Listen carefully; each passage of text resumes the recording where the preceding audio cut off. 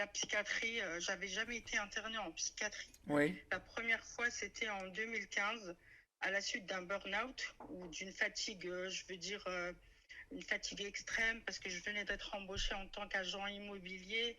Je ne comptais pas mes heures, j'avais mes enfants à gérer. Mhm. Bref, j'avais une vie, j'ai envie de dire, comme toutes les femmes, quoi.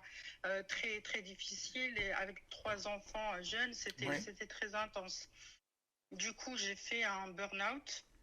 Je... Racontez-moi, avant que nous parlions de l'internement, Oui, ce burn-out, moi, ça m'intéresse. Et je oui, pense que ça intéresse toujours les gens d'entendre comment le burn-out s'installe, comment on le sent, oui. comment, comment un matin ou je ne sais pas, comment ça Bah, vous a pris. moi, un matin, j'arrivais plus à me lever. En fait, c'est arrivé progressivement. C'était bon, j'avais fini mon travail le vendredi, c'était le Oui, week-end. Et progressivement, je sentais mes forces partir, en fait. oui. Et, euh, et le dimanche matin, j'arrivais plus à me lever de mon lit. Mais plus du tout, quoi.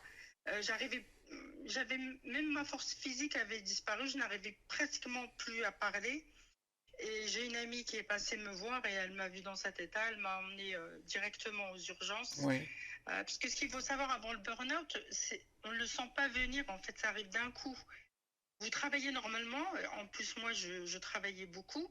On ne voit pas la chose arriver. C'est pas progressif. Enfin, pour moi, ça n'a pas été progressif dans le temps. C'est arrivé du jour au lendemain. Bim, du ça jour vous au tombe lendemain. dessus. D'accord. Oui, oui, oui, oui, pratiquement. Ouais, c'est ça. En un week-end, en fait. Du coup, elle m'emmène aux urgences à Bar-le-Duc, parce que moi, je suis de la Lorraine. Oui. Et quand je suis arrivée aux urgences, le temps qu'on me prenne en charge et tout, Olivier, je n'arrivais plus à parler.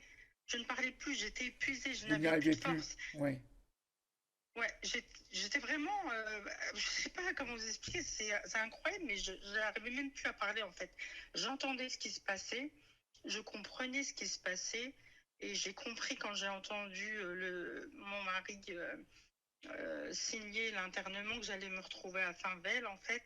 Donc c'est l'hôpital psychiatrique du secteur. Oui. Et moi dans ma tête, j'ai compris que j'allais me faire interner, mais je comprenais pas pourquoi. Mais bon, impossible de parler, de dire quoi que ce soit, de me défendre.